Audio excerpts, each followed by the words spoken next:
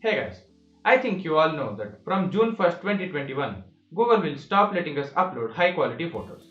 Whatever you upload will count towards your account storage. So, does this mean we have to switch? No, not at all. Today, we'll see the reasons, more like features, why we should stick to Google Photos despite the stopping of unlimited storage. The unlimited storage was always a cherry on top. Maybe we didn't see past that all this time. So we shall acknowledge it today. And this video has chapters. So you can jump to whichever feature you want to watch. But I'd recommend you to watch the full video. Well, let's get the video started.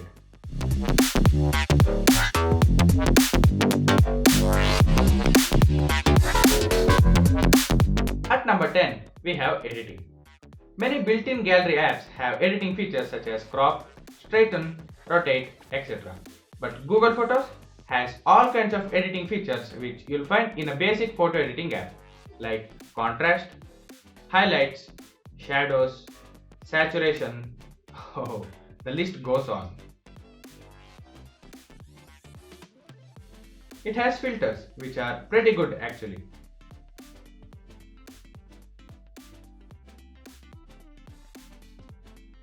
And it has some presets which are based on AI like enhance, warm, cool. It uses artificial intelligence to edit the image automatically. But if not satisfied, you can still tweak the settings as you please. There are no color grading features though, but you can do all the basic editing right inside the app. I won't say it's a complete editing warehouse, but it's quite capable and powerful. Maybe in the future, Google Photos might have all the bells and whistles where you can find every editing feature right inside the app. And there might be no need of any other editing app. Who knows, maybe. Photos Editor also has a markup tool where you can draw anything on the image. At number 9, we have video editing like photos. This is special because if you want to edit videos in any other gallery apps, you'll find trim option commonly or filters in some galleries. But as I have experienced, filters aren't as good. So what makes Photos Editor special is you get most of the photo editing features like adjusting contrast, tweaking highlights, shadows, saturation, etc. I mean, all the basic edits are available. You can slap the filter to the whole video. You can mute the video and save it. And you can export your favorite frame from the video directly with the tap of a button. You won't find this kind of editing features in any other gallery apps or editing apps. There are editing apps which can do this, but they ain't free. You gotta have the pro version of those apps. And you also get the markup feature which I mentioned in the previous point. You can doodle anything on the video, but it is static. You cannot track it around in the video. But hey, it's here. Something is better than nothing, right? And there's one more video editing feature which is interesting, and I'll talk about that later in the video. At 7, we have description. You can add description to any video or photo you like to find them faster. These act as tags.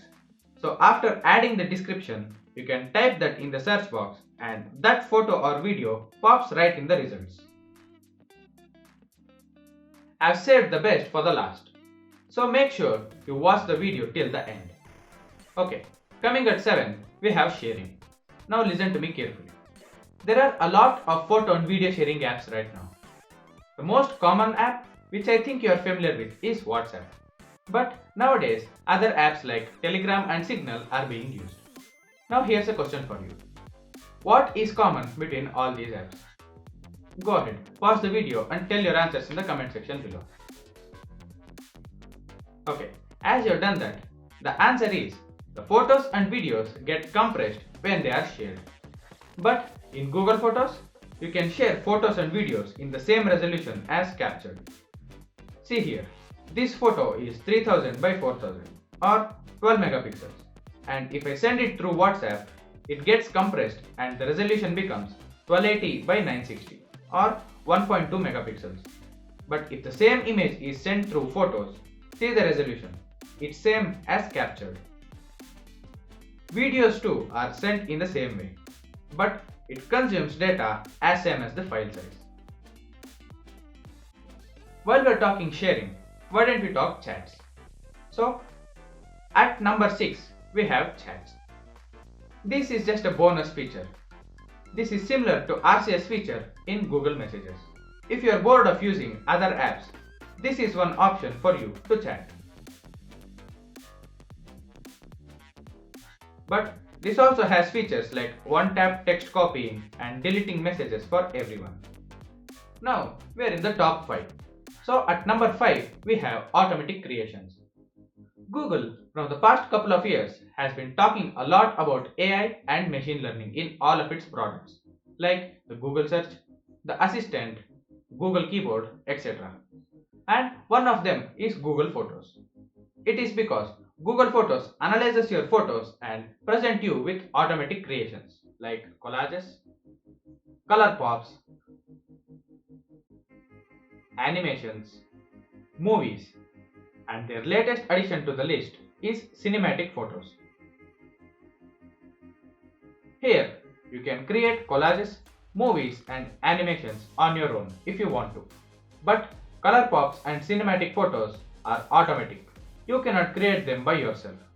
Photos itself chooses whichever photo it likes to edit, edits them, and shows them to you. All these creations are created by analyzing billions and billions of photos through these years with deep machine learning and the power of AI.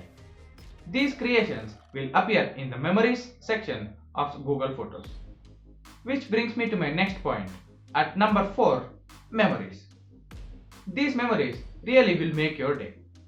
As I told you, creations will appear in the Recent Highlights tab of the Memories section. Here, your recent photos and videos will show up. Not all. Google Photos will handpick some of the photos and videos and puts them here.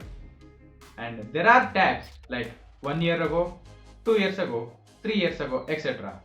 It shows photos took on that day, 1, 2 or 3 years ago, etc. Along with this, there are a lot of tabs like Spotlight on People.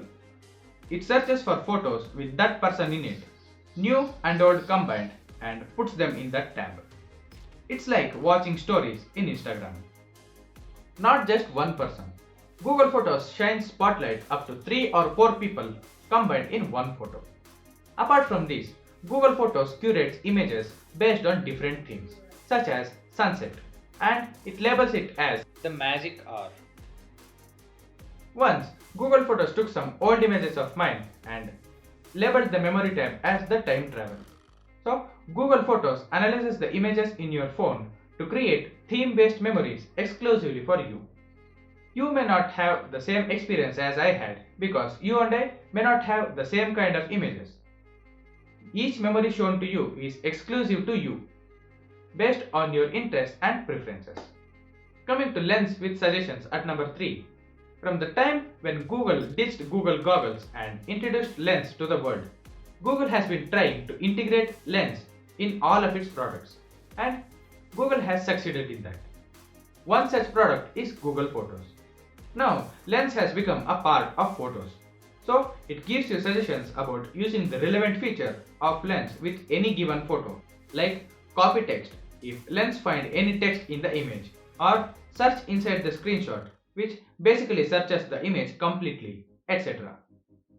Or you can just tap the Lens logo and unlock the full potential of the Lens right inside of Google Photos. If you have taken a screenshot of any text which is in a foreign language, just tap the Lens logo, select Translate, and the job is done. If you want to copy anything from a photo, just tap Lens, Text tab, and there you go, text copied. Basically, this is the complete Google Lens inside of Photos. Now we have Stabilization at number 2. This is the other interesting video editing feature I talked about earlier. Now, most of the modern smartphones have either EIS or OIS. Now imagine, you shot a video but forgot to turn on image stabilization.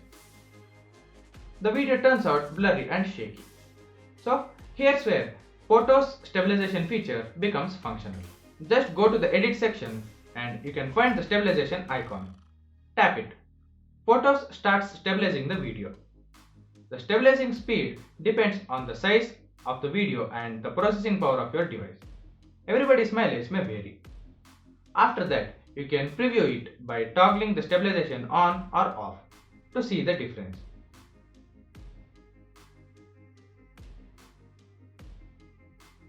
And save a copy of that.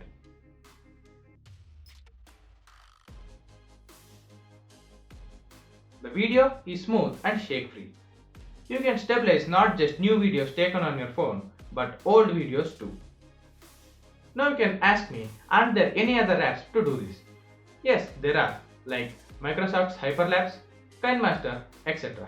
But the stabilization algorithm is way better and superior in Google Photos.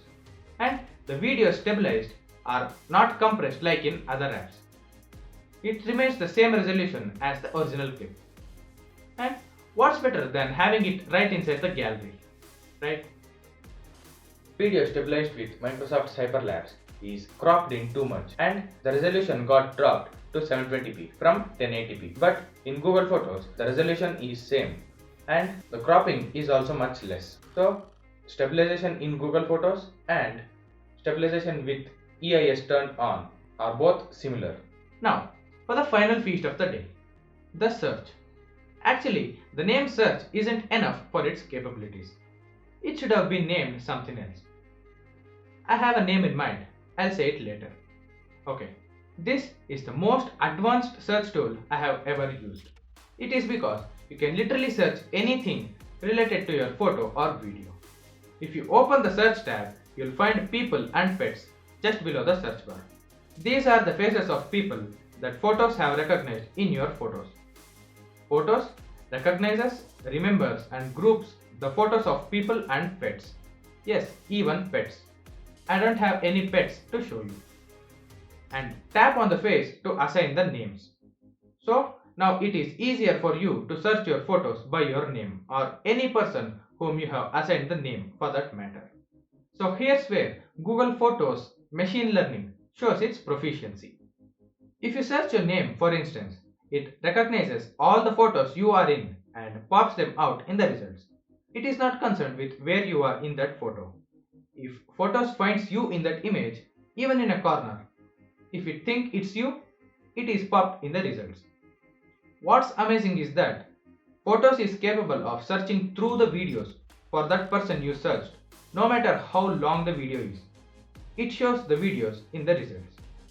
Even when you are just present for a couple of seconds or couple of frames in that video. If it recognizes you, it's there in the results. The search algorithm is so sophisticated that the photos show up even if you're looking away from the camera. It is because it analyzes similar photos and trains the machine learning algorithm that it's the same person. Take a look at this image of my sister. She is looking away from the camera, but Photos recognize that it's her, as there are similar photos of her in that outfit. Google last week in their virtual event, the I/O, shared their latest breakthrough in natural language understanding. It's called Lambda, which stands for Language Model in Dialogue Application. So they said, if you search for lion roaring, it takes you to that specific part of the video. It's cool, still under research, fine. But you can do the same thing in Google Photos. Now for example, you need to search your photo where you are wearing a white shirt. So Photos searches for the white shirt or for the white color and you in the same photo. You may be wearing the white shirt or any other person in that photo. Those photos are shown in the results. You can search for any person's name which you have assigned. Just to make it easy for you to understand, I'll keep referring to your name. Okay, search your name and search any element like a bike. Photo shows images of you riding a bike or you and any bike in the same photo.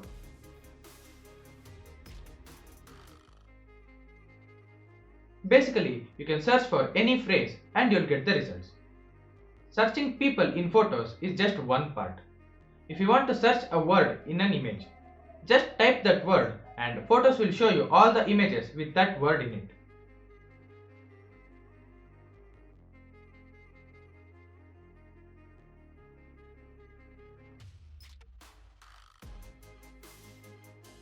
If searching people and text is half the pie, other parts are places, where you can search images and videos based on location.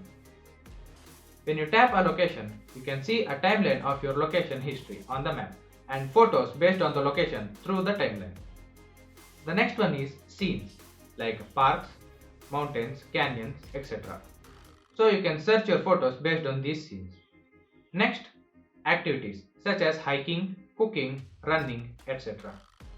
Following that, we have events such as festivals, birthdays, etc. And finally, things, which include selfies, screenshots, flowers, cars, monuments, etc. You can directly tap on them to view the images and videos or type these key terms.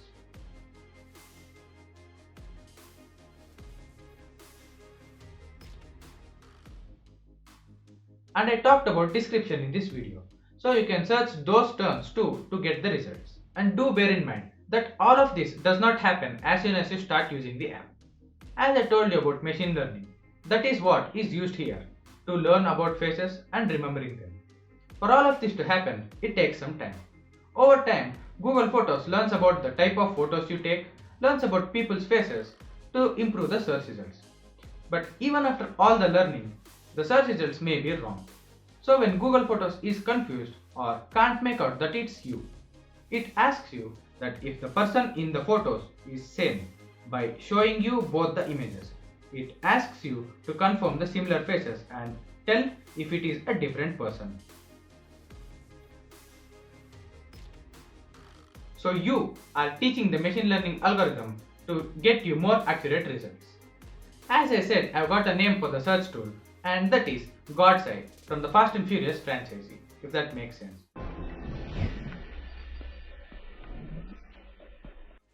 It is because you can find anybody wherever they are. Know what I mean? Yeah. These are the features which makes Photos what it is today. So today we did get past the cherry on top and took a deep look into the app. Keep using Google Photos to know more. And comments are always welcome. Don't forget to like, share and subscribe to my channel. Well, this is Kshitij Srivatsa signing off. Thank you.